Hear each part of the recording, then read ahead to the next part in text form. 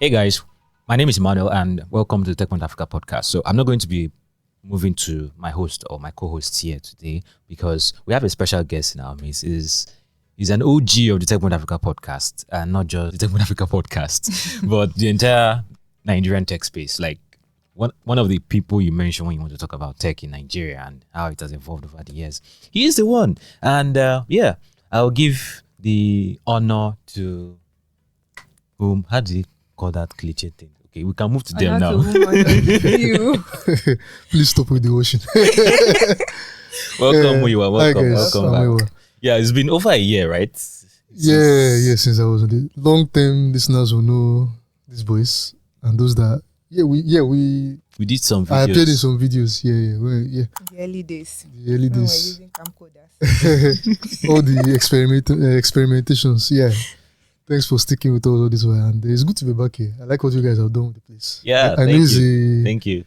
Work in progress, but it looks good so far.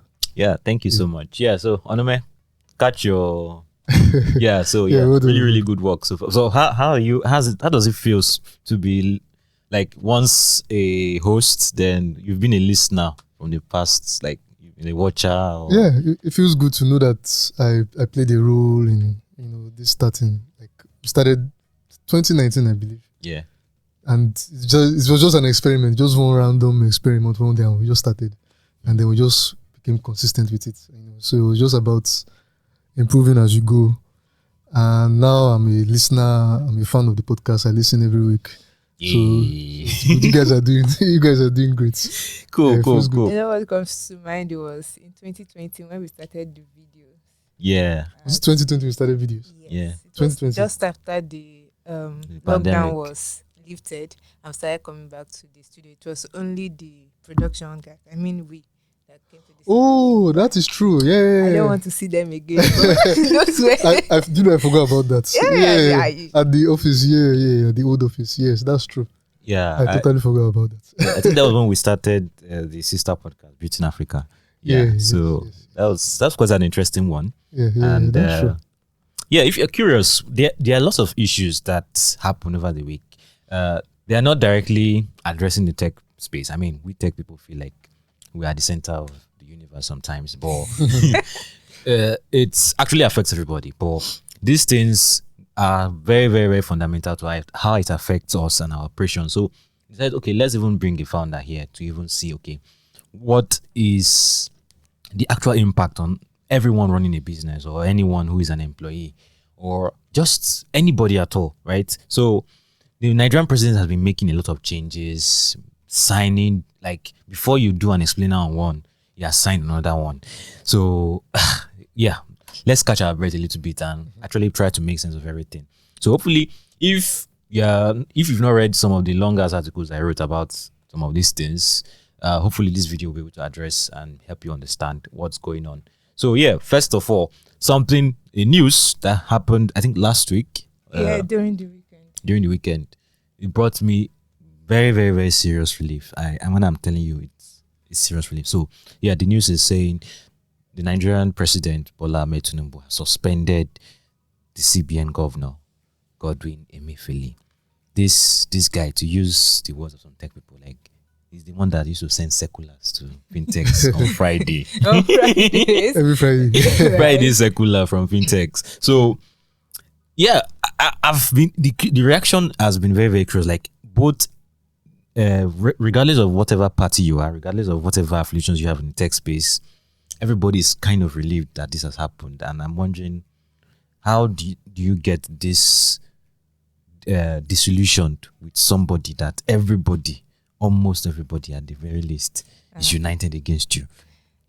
Know what bothers me is the fact that he actually used 9 good years, and I was looking at how some of the policies he brought about, and the first 5 years looked like it wasn't going to do anything that much. Even something that he tried to do then, like to stop selling foreign exchange to bureau de change companies, it didn't really get into effect until around 2021 or so. But that was the only thing he tried to do in the first 5 years. But between 2019 and 2023, this guy has done a lot. the most recent one was the Naira design that Oh, threw God. the whole of Nigeria into, like, I didn't imagine a time would come where there would be a black market for the Naira, for it happened. Yeah, for your own money, your own Yeah. currency. For your own Has currency. anybody seen the new Naira notes in? Like, Let's- I gave the last one in my hand out to conductor yesterday. Why did they waste our time? like, You just wasted time, wasted resources. I mean, I can imagine every business owner at that time would be racking their head as, okay, what's next? Where to? What's the next direction? Like, companies actually do like risk evaluation or risk projection. I can bet no risk assessor ever thought this would happen while they were planning for the year. I can bet it. Like, the worst you can think of is maybe Naira devaluation or depreciation. not But redesign. thinking of a redesign that will cause like a very cash-based economy not to be able to spend. But that was the most recent ones. Of course, he implemented not selling, that the CBN should stop selling foreign exchange to bureau de change, saying that they have deviated from their calling, if that's the word, that they've turned it to like a dubious enterprise. Yeah, that one was there. Then Aboki FX, that's kind of thought. No, what came to mind now was the tweet that Aboki FX sent out after it was announced that Emefiele was suspended. Yeah, I saw that tweet. Yeah, and well, it's a relief in a way. It's a relief because most of these policies that Emefiele brought was like, okay, we want our Naira to have value. But I think it was on one of these podcasts that we discussed that there are other things that should be in place if you want us to buy Naira. For instance, the manufacturing scene of Nigeria, it's out of it. We were at an event yesterday, and it was supposed to be like a food and beverage event for West African. And who are we seeing? We are seeing people from Asia. We are seeing Russians coming there to come and exhibit, because that is where what we are eating is coming from. You want to tap into their markets. Exactly. So we can't even boast of selling or producing that will make people to value the Naira. So those are the things that you should work on. Bringing in investors, bringing people to come and work here so that we can spend our own money, and not just saying, okay, stop importing stuff, don't import because we want Naira to grow. So I think with the suspension, I don't know who is coming, but currently the deputy, Shonubi Fola showed. I'm very sorry. Wow. Like, I have the right to do Fola that. Shodu. But you don't. Yes, Mr. Fola Shodu Shonubi, the deputy, is now acting as the current governor of CBN. I don't know if it would remain the governor or a new governor will come in, but I just hope the next person that comes in will look at the whole, we want to build Naira or we want to give value to Naira conversation in a new light, and not try to make us feel bad, like citizens feel bad for spending the foreign currency when we are so dependent on it. And it's not our fault, as it were. So we're hoping this will change. And then the current cryptocurrency ban, I hope they also revisit that. I don't know any government in the world that will revisit cryptocurrency and take it seriously. Or maybe posture like they accept it. What about that? Okay, pretend like they accept it. Yeah. Okay. Or be a bit more like relax on some firm policies, because I mean crypto is solving some cross-border payments issues for many individuals and businesses anyway. So I mean, so talking about crypto, right? Nigeria Securities and Exchange Commission also over the weekend, they said Binance Nigeria Limited is not legal in Nigeria. That was a very, very weird thing to see. I mean, why single out Binance? Okay, what about the other guys? We don't recognize that guy. Then we now heard that Binance in the US said they are not affiliated with Binance Nigeria Limited.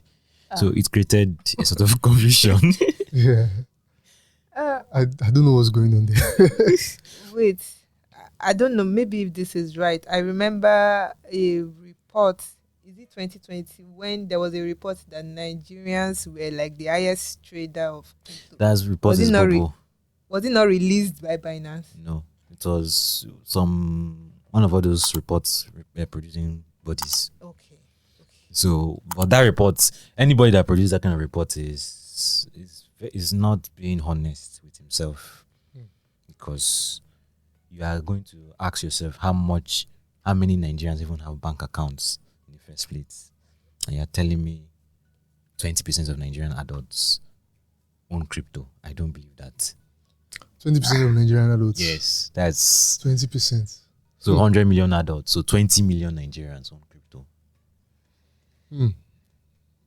25. Yeah, that sounds. It's okay. If 25 million smartphones, by the way.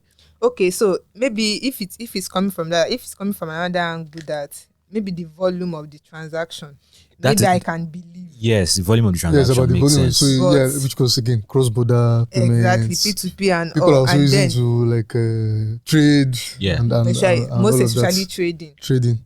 You get so it will be believable. I actually believed the report then. I did, because then crypto was the rave.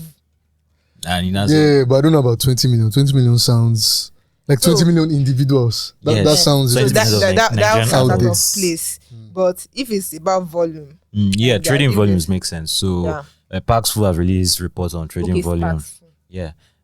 Useful Tips also release reports on trading volumes. Those ones make sense, right? Nigeria, one of the highest in the world. Binance denying Nigeria. Okay, so this is what I think is happening. Someone actually registered Binance Nigeria Limited.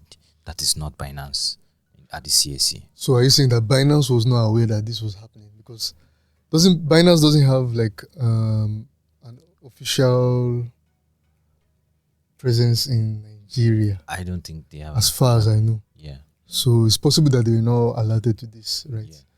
But the question is, why is SEC even in the first place doing that? I don't know. But I also know that, I mean, like you said earlier, governments around the world will always, because of the way crypto is designed, that's anonymity behind it, right? Yeah. So there will always be governments. I mean, I always understand governments being afraid of that, because it can be used for bad actors, can use it for fraudulence. So I understand that even in the US, Binance is under scrutiny. Yeah.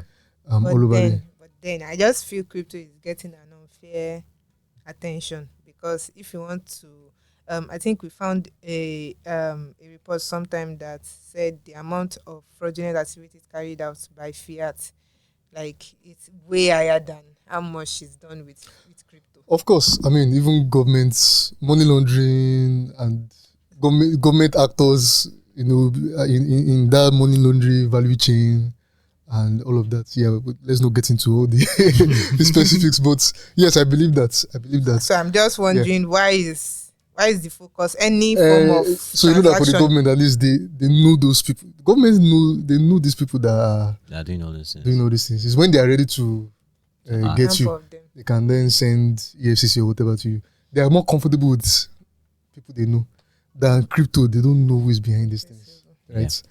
So even for security reasons, terrorists can use it to move funds. So which is why when people were excited about the Naira redesign, about it being maybe a reason to reduce, like a tactic to reduce kidnapping in Nigeria, and we're like, they could use crypto to start receiving their payments, like. And once they use crypto, it's peer-to-peer. You just find someone who has enough fiat to pay for your crypto. You pay for the crypto and you move on. And not law. So, so I think the issue is, as a government, I mean, we can say anything we want to say about governments, whether they are not doing their job, whether they are corrupt. But one major role of government is to secure the people. The government has to know who is behind it. Right? I mean, it's just their job. Like if you're in government too, you want to know who is who. So sometimes when these things happen, I cut them some slack. Yeah, I may not like the methods they approach it with, but I try to cut them some slack. Yeah. But I don't expect ever, I may be wrong, I'm not the crypto expert here, Bolu is not here. I don't expect ever that any government in the world will ever fully accept. I hear of things that are happening in Congo and others. It sounds like Songo coin. it sounds like Coin. it sounds like just PR to me. Yeah. There was this. Is this a South American, North American? South American, Venezuela, I think. Ecuador. It was Ecuador. Yeah, it sounded. I can't remember. But yeah, it starts with an E, but I don't think it's Ecuador. But maybe I'm wrong. That they accepted the Bitcoin or one of those crypto as currency. As a official tender. I wonder how that's going. We need to look into that. I don't know. Yeah. So yeah. Really new stuff, right? But I still don't know why SEC made that announcement. I don't know what is the point of it was. Just to maybe just to show that they are working. I don't know. Yeah. Once in a while you see things I have like no that. idea. Like, the investment tech startups, Tracker, Bamboo, they face something similar. And I keep saying that it keeps surprising me. Like I saw the circular, Tracker, Bamboo, and other Kinikon have been suspended and I asked the CEO of one of those companies and he said, that was the way I saw it. That is why I also saw it. And I think just before then, like the day before, a week before, they had meetings. They had meetings. So you see, when people talk about, that's why when people talk about, and I'm saying this, well, sometimes you don't say this kind of things outside, but when people talk about, you need to engage government, whether you like it or not, the government has not given us reason to trust them. You look at things that happen with the ride-hailing startups, for example. They can They tell. were lobbying. They had people on their payroll that were in charge of government relations. They were friends with them, all the backslapping and everything. But the announcement still happened. They were still banned. Look at the investment guys too. So when people feel like, that distrust is just there. So, or there was even the other story of, someone you knew that was working with the Lagos state government or with the government, scratch that, with the government to build a ride-hailing company, and then the government went behind their back. I've already mentioned where, and then launched their own. And this person was so confident that I'm the guy. So when that distrust is there, I don't blame anybody that doesn't want to engage with government, even though the people that say you are under their you have no choice but to engage them. But at the same time, how do you say that metaphor? You deal with them with a long spoon. Yeah. You're not calling them anything. Or a 10-foot pole or whatever. So we didn't say we are calling them anything. Okay. But that was an interesting one. But let's move to another story. I think this story was actually very weird because I watch a lot of Hollywood movies. I've read a lot of stories and I'm seeing a lot of things about student loans in the US. But that's not really been a thing. I mean, when I wanted to enter school, I think we had to look for funds one way or the other for me to actually enter school, right? So, but taking a loan was not really, it did not even cross any of our respective minds, especially in Nigeria here, where credit is always seen as a bad thing, right? So rather, if you cannot get the money one way or the other, just rest, you can't afford it, right? But now the Nigerian student loan has come. Another bill that the new president has signed. It's a piece of legislation that is saying, okay, indigent students can now apply for loans to pay for tuition fees in Nigerian public universities. This is a breakdown. To prove your indigency, is that a correct English? Let's go with it. Okay, so that you are poor.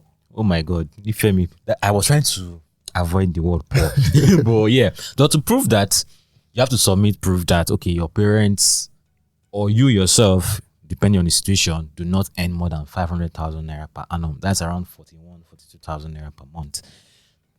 I found that weird a little bit, but we'll come back to that. Then you must have gained admission to a public university in Nigeria. And your parents must have not defaulted on any loan whatsoever. So all your PAMPay or you must have never defaulted any loan in the past. Then those are the things. Those are the major issues. So, but I'm curious to know what you guys think about the whole student loan thing. Okay, let's start from getting admission before you apply for the student loan. You know how it works in Nigerian public university. Within a month.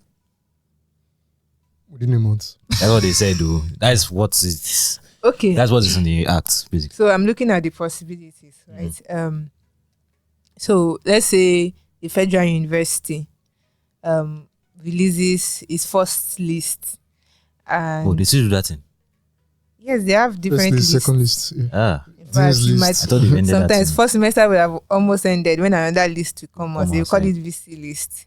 But yes, they released their first list, and there are thousands of students that got admitted.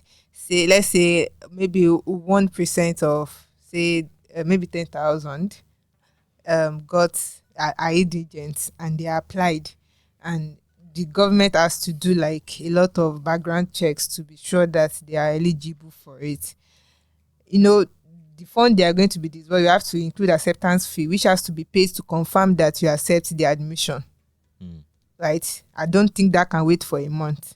No, so this is where it gets weird, right? Okay. So I'm going to update my article to reflect this. The law says tuition fees, not any other thing. Aside from tuition. So you have to settle your acceptance fee, your clearance fee, any other fee, you have to settle it yourself. Then this is where it even gets weirder. What you call school fees right now in Nigerian public universities is not actually tuition fees. It's money for maintenance of labs or whatever. You're not really paying school fees. You're not really paying school fees, right? So the fact that public universities don't currently charge tuition fees could mean that these public universities might be about to introduce tuition fees. Yes, it came on in the around Tuesday or so that the president is about to introduce tuition fees to public universities. So are they going to give universities financial autonomy, or you are about to say? Yeah. So I think we should. The questions that I see a lot of discussion about what's going on, but I think that we are not asking the right questions, because we should not be in a hurry to. I don't know if everybody has actually digested the entire act or bill to really understand how it will work. Right? I've seen all the summaries on Twitter and everything. But the first question is, I think we're approaching it from a US student loan perspective. So we're expecting that if the university starts charging tuition to be this humongous amount that will keep you in debt and all of that. But it could also be that it will run the way it runs in the UK. So the way it runs in the UK is very different from the way it runs in the US, where it's public schools, it's funded by governments. There's a tuition, but it's still subsidized by the government. And then you can claim a student loan, right? But the loan is not exactly a loan. So unlike in the US, where you get the loan, you get the actual money and they use it to pay your. In the UK, it's kind of like, it's a mixture of government subsidies and the government bodies that then pay the rest, the amount, to a maximum amount. I think it's like £9,000 or something per session. And then you're not paying anything up front. On top of that, they now give you money for expenses to take care of your feeding and everything if you're not living at home with your parents, right? And so when you are done with school, you don't start paying anything until you start earning above a certain threshold. If you don't earn above a certain threshold, you don't even start paying anything. And then once you start earning above a certain threshold, they only remove it at source, like the way they remove your tax. They remove it from your, and it's capped at a certain distance, and you pay over 30 years. And if after 30 years you don't finish paying it, the loan, you don't have to pay the loan again. It's gone. Okay. So, but in the US, more of a capitalist environment, it's a mix of private bodies and government bodies. You usually have like 5, 10, 20 years to pay, after which, if not, it's going to affect your credit score and all of that. It's your responsibility to pay this thing. Yeah. The schools are run autonomous, so they charge crazy, especially if you want to go to the Ivy League schools, they charge like crazy amounts. So we need to even know how is it going to work here before we start talking about how that, so those are the questions I have in mind. Okay. So that makes sense. So from what I've read in the act so far, so first of all, the CBN governor will be the one handling it. So the CBN governor is the chairman. They are setting up an education loan fund. So that fund will have a committee. So that committee is headed by the CBN governor.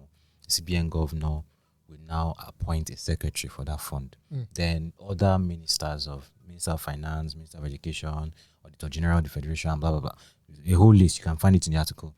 They are the ones that will make up the committee. So then applicants actually apply through their schools, at their basic banks. So if I use First Bank, for instance, I go to First Bank and apply. Then First Bank sends the application to the committee. The committee reviews and disburses the money from the CBN through to your banks. So that's how the process works. So that means you are paying it back as an individual. You are paying it back as an individual. So once you've taken the loan, and they specify that it's only meant for tuition fees, not any other expense. So that's where I found that okay, the use of the word tuition fees is quite weird, right? So then you now have 2 years to make repayment. Only 2 years. Yes. After you leave school. So 2 years after your NYSC. Doesn't matter where you're earning income. Or... So they said you can either be a salary earner or a self-employed person, but they didn't specify if you didn't have a job or not. So I guess the hint is if you don't have a job, go and start a business, right? So then once you start earning a salary, no matter the amount you are earning, they'll be collecting 10% of your salary. 10%. Yes. Every month. So if the tenure is 2 years, I guess that whatever you're expecting as big tuition fees is not probably going to happen. Like there'll be a tuition fee, but it's still subsidized by. It's still going to be subsidized. It's not going to be like private universities. Hopefully. Obviously. So it's not obvious. It's hopefully. Hopefully, right? No, wait. So wait now. So I don't want to mention any university's name, but let's say that university now will not start charging the same amount as Covenant. Not as Covenant, as state universities. Have you heard how much some state universities are charging now for tuition? Okay. Yeah, so it might get to the level of the state universities. Fair point. Yeah. That's a lot. Yeah, but I think indigent. the loan also applies to state universities too. So state government. So and they will get this money from an education bond. They are going to get the money from say. So they are going to request for donations, grants, and all those things. Then they will not deduct 1% of all our taxes. The money they get from the taxes in the year, they use the money. That's what they use to fund this loan. 1% of all the money they get from customs, they use it to fund the loan. 1% of all the money they get from immigration, they use it to fund the loan. Then 1% of the money they make from oil every year, they add it to the loan. you add it to the loan. So those are the. So I guess we should keep watching. What I'm really interested mostly in is how they will deduct the money. Will it be arrangement with banks, direct debits? Is there a way tech startups can play in this? Yeah, that's another good point. So They trust us as much. No. That deducting it. So you're going to tell immediately you start working, you're going to submit your employer's details to the committee. So if you don't submit it, how do they know? That's where the jail term comes in. Yeah, that jail term, I don't like the idea behind it. So there's no way in the US or the UK that you go to jail for. It's not that if you don't repay, you go to jail. Okay. It's if you submit falsified documents, Okay. or you don't submit at all. Okay. So if you are self-employed, you are supposed to submit your CAC details and everything to the government. Sounds like it's going to be a lot of stress. Yeah. There needs to be a tech solution to solve this. Somebody needs to start thinking about how to, although again, government relations. Implementation is the thing. Yeah, I can think of. I'm not holding my hopes high for it anyway. I can think of a few startups that could make this work. iInvest could actually help government raise funds so more people can buy education bonds. There's Lend Square, there's Evolve Credits that are building lending infrastructure for borrowers. So maybe the government needs to actually make this thing very, very automated and reduce stress. So company like Lend Square, Evolve Credits can help. On our identity. NIMSI, our addressing system.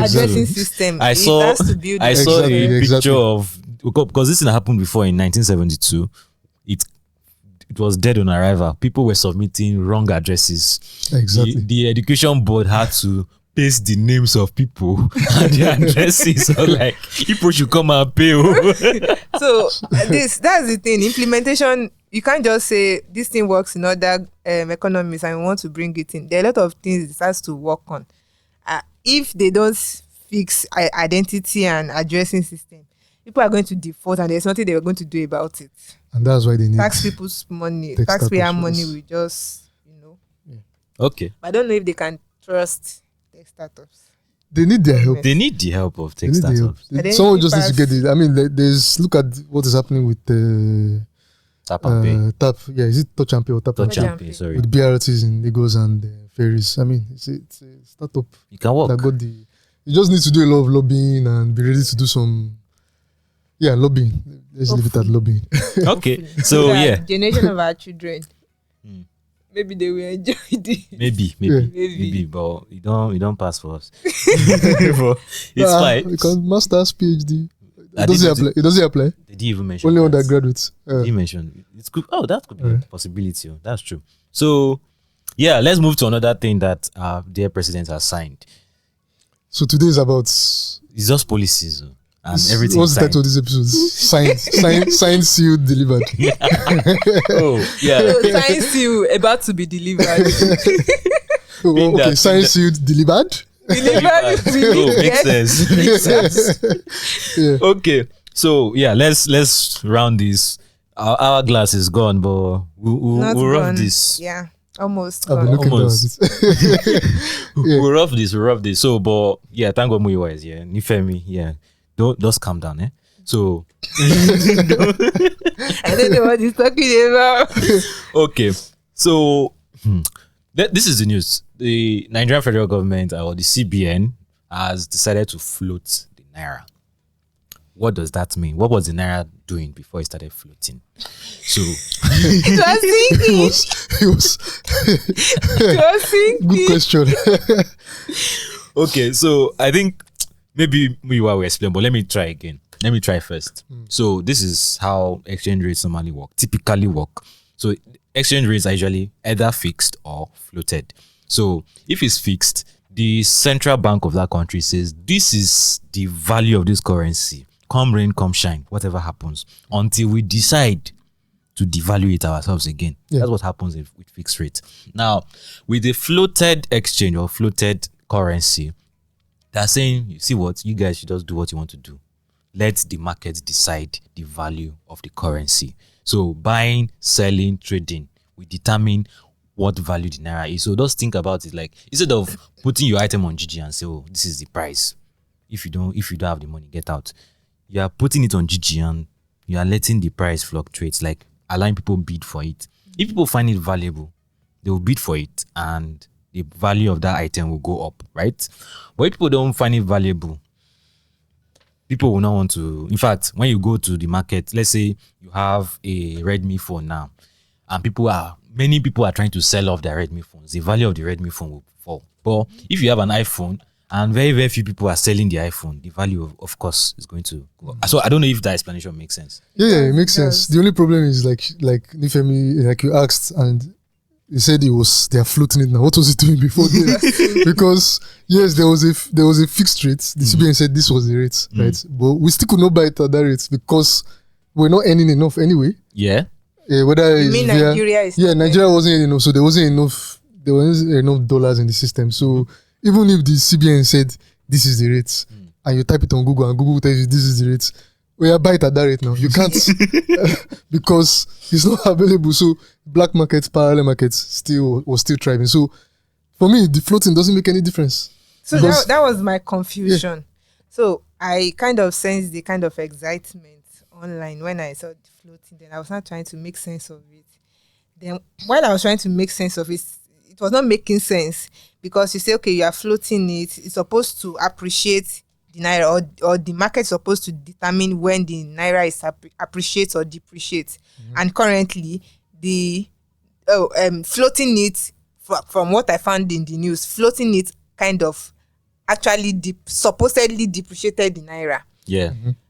Then I was trying to find sense in that because when it got floated, news was that the Naira, like value of Naira to dollar was like 600 and 60 something. That was like the official official rate. exchange rule, yeah. right. But as of June 12th, like that was the beginning of this week. It was 50 or thereabout. 754 Naira to $1. Then I'm now wondering, is that depreciation? Then I went further and I said, okay, these people are reporting based on the supposedly official rate. Meanwhile, people are actually converting this in the black market, the unofficial market. That is where that is where the foreign exchange is available. Yeah. So as it were for me, Mm. the floating so far, maybe on the long run, maybe we will see the impact. Yeah, but yeah, so long far, term. the floating did not devalue the naira or did not make the naira depreciate as it's supposedly painted as. So it's not supposed to. The floating is just leaving things up to the market to decide, right? It's not supposed to either depreciate or appreciate the naira. Yes. So I mean, But currently, the question is, the market was news already is like- deciding it. Exactly. The market was already deciding it, but so this is I get the point, right? The fact that you could not get dollar officially made that official exchange rate almost irrelevant, Yeah. right? Exactly. But this is what is going to happen now. The parallel market, the black market, and the official market are going to They're going to like converge. they're going Yeah. to converge most likely, Eventually. right? Most likely. Yeah. So now more people, I feel okay. Let me not talk on the podcast based on feeling, but I'm seeing a picture where most people were actually hoarding the dollars because of that exchange rate, Yeah, yeah. So they will pump it back into pumping the it back into the market. markets, and then hopefully we'll start seeing more availability, which will then probably reduce the rates. Yeah. But like Nifemi said, maybe the long term benefits we should be more. I'm not an economist, but the long term benefits we should be more concerned about. But I don't know. Currently. I just wish maybe. I mean, again, I'm not an economist, but I'm still not positive about the long term unless we start to increase how we earn In dollars. foreign currency, because either way, whether it increases long term or not, if the foreign currency is still not there, it will be scarce, to be in high demand. So The rate will still be this. I one- actually one long-term effect that could possibly work. So let's take Argentina now. They did this in 2002, this same currency floating, and what happened was it's most likely going to happen in Nigeria too. Prices of things went up.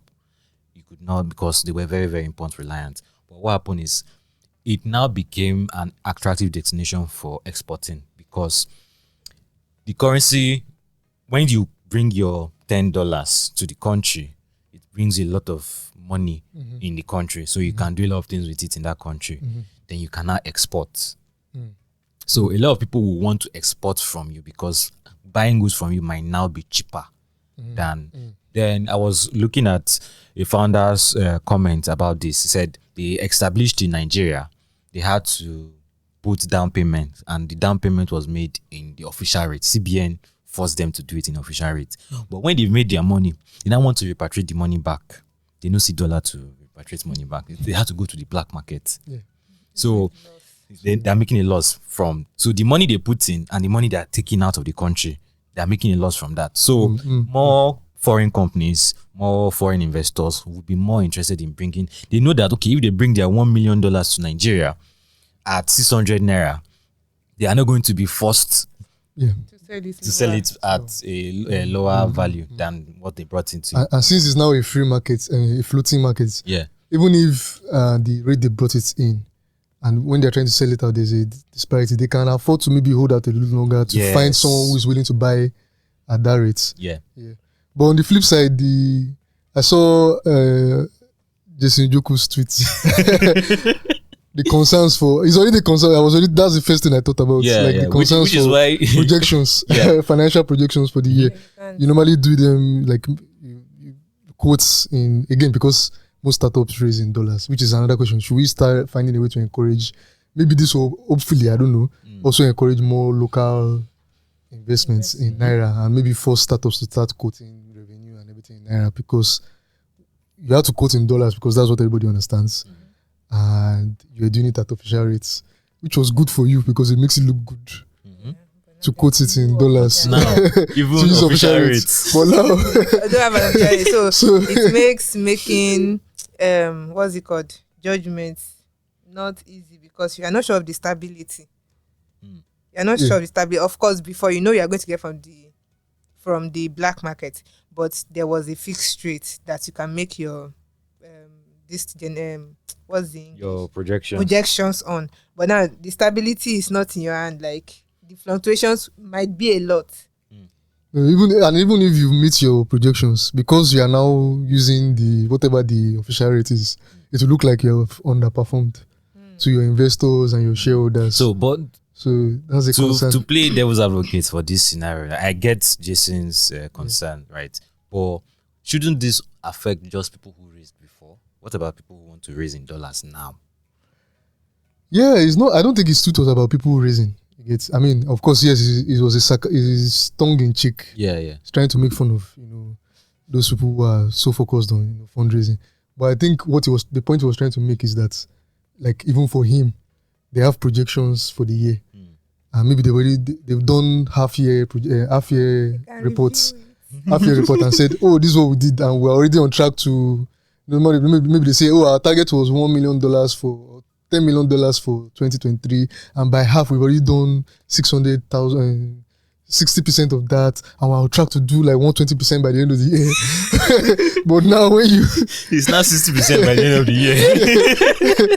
So you start to think, how do you now talk to like relate that back to your investors and shareholders? Especially if you're a publicly traded or if you are dealing in all your services. No, not your services. There's a point he made. Like, for example, web hosting, all the things you need to pay, operations costs, and you do a lot of them in dollars. All your workspace and all that. You do all of them in dollars, all your operation costs. And now, so that's the challenge, And then you also have to ask about the virtual card providers. What does this mean for them? So I've been seeing very, very funny tweets that, oh, these guys are now irrelevant. But I don't think it is. It's, for me, I just think, okay, they have more competition.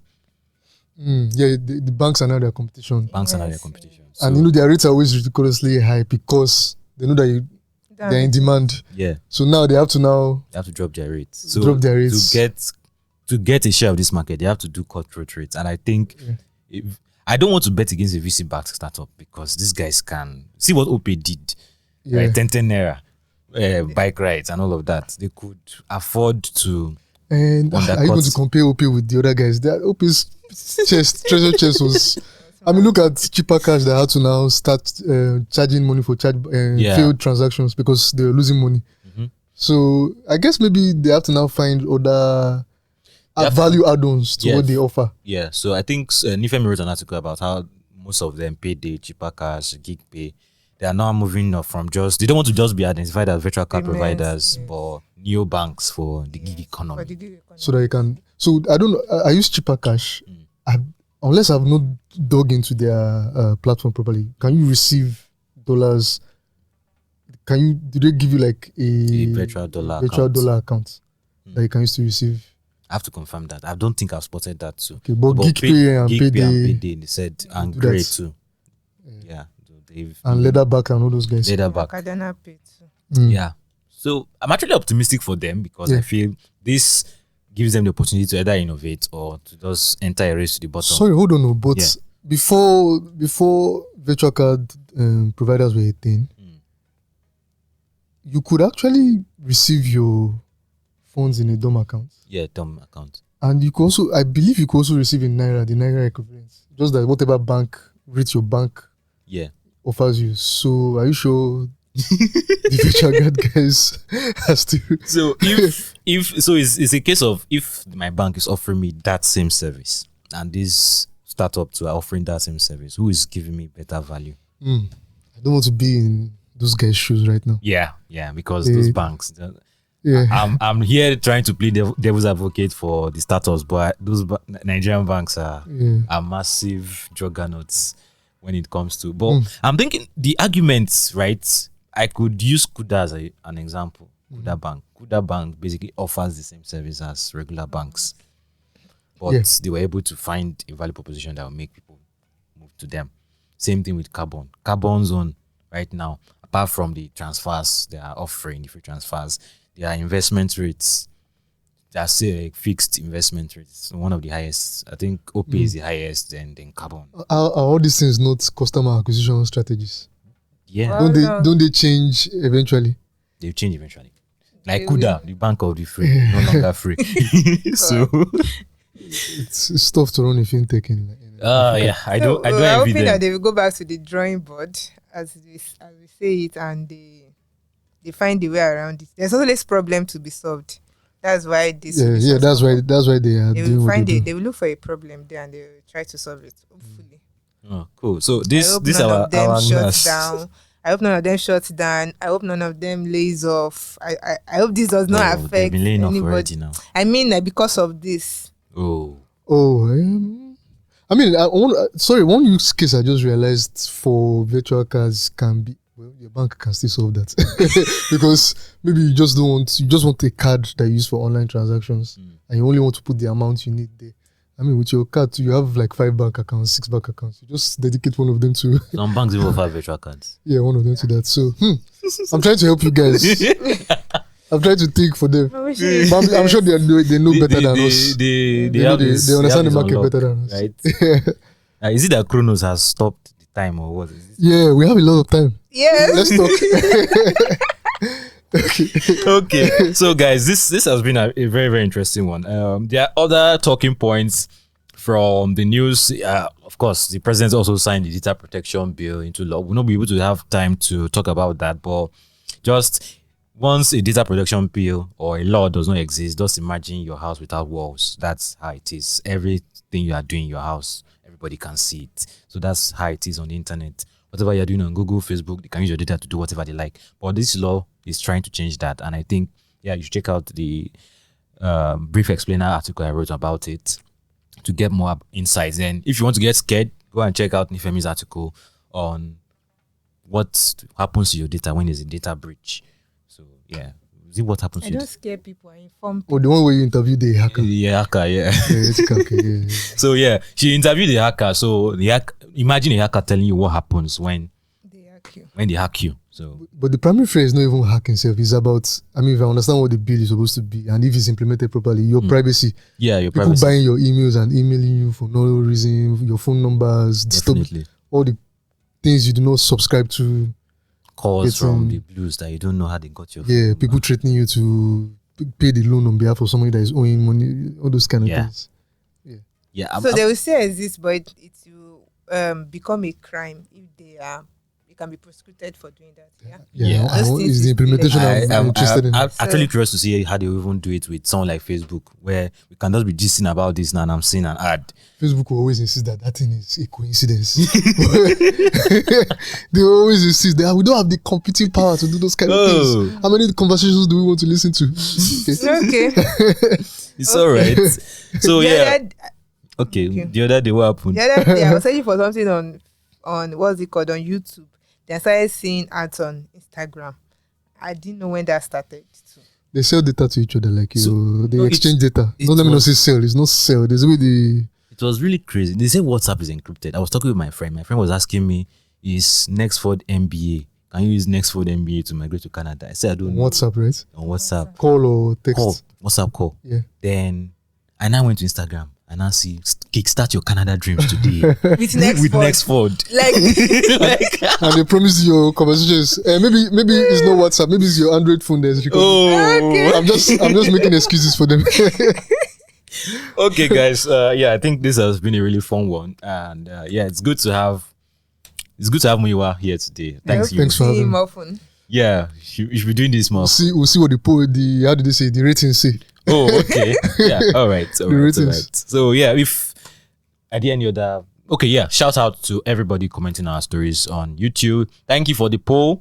Yeah, I think we're going to try to stick to that. What was the most popular? It was 25 to 30 minutes. 25 to 30. But on YouTube, it was 15 to 20 minutes. And I was like, you people should just tell us to stop the podcast. But the How argument. about the listeners? Did you guys poll the listeners? So that So was why only listen. that's why we did a poll on Twitter. Oh, okay. Captured the listeners. I was asking if there was any podcast platform with community features to do those kind of things. Yeah, no.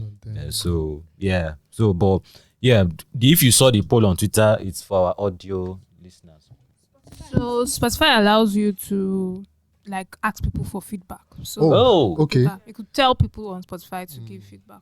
But we don't have that many listeners on Spotify. You know, When I check it's mostly usually Google. Apple and Google. yeah. Yeah, but okay. As well too. Yeah, they allow you people review your, but that's only the people who listen via Apple Podcasts, they can drop a rating review. Anywhere else you are listening. Yeah, so please drop a rating, drop a Drop review. your rating, drop your review. Thank you. How long do you want the podcast to be? Yeah, 40 minutes to infinity. Those Please. guys, I'm geez. here for you. That you really hardcore fans. People like me that listen to 3-hour podcast on the regular. Okay, so 40 minutes is small. All right. 3-hour podcast on very dense topics. Yeah. Anyway. Okay. Let's bring that. Let's bring that point. Dense, long 3-hour podcast. Production team we off camera. I leave you in the studio. See, I'm making a case for those guys that say 15 to see. Unless you want us to focus on one story, because what usually happens is that we're just running through. We don't really go very deep in this. Then we point you to go and read the article. But if you want deeper, then anyway, I understand. Everybody has different. Even them, they voted for 15 to 20 minutes. I can bet that. Okay. All right, people. Thanks for joining us today, and see you in the next one. Do you tell them what to? Oh, yeah. Okay, I thought we just mentioned that in person, but Okay, you can Apple find Podcasts, us. Yeah. Apple, let me do it. Apple Podcasts, Google Podcasts, Spotify, iHeartRadio. Anywhere you get podcasts, actually. We did it anywhere you get podcasts. And then on YouTube. On YouTube. You can watch us on YouTube. And Instagram. Maybe we should start dropping it on Twitter. Like the entire thing. Yeah. Oh, That's people true. can actually put full movies on Twitter now. Yeah. Yes, 2 hours movies. That's true. I think we should start putting it on Twitter. We'll try So that that. people can start seeing my faces. Because people are denying me that I'm not on podcast. I actually joined podcast. I don't believe you. Are you here today? All right, people. Thank you so much, and I hope you had fun with us today. Yeah. Bye. Bye.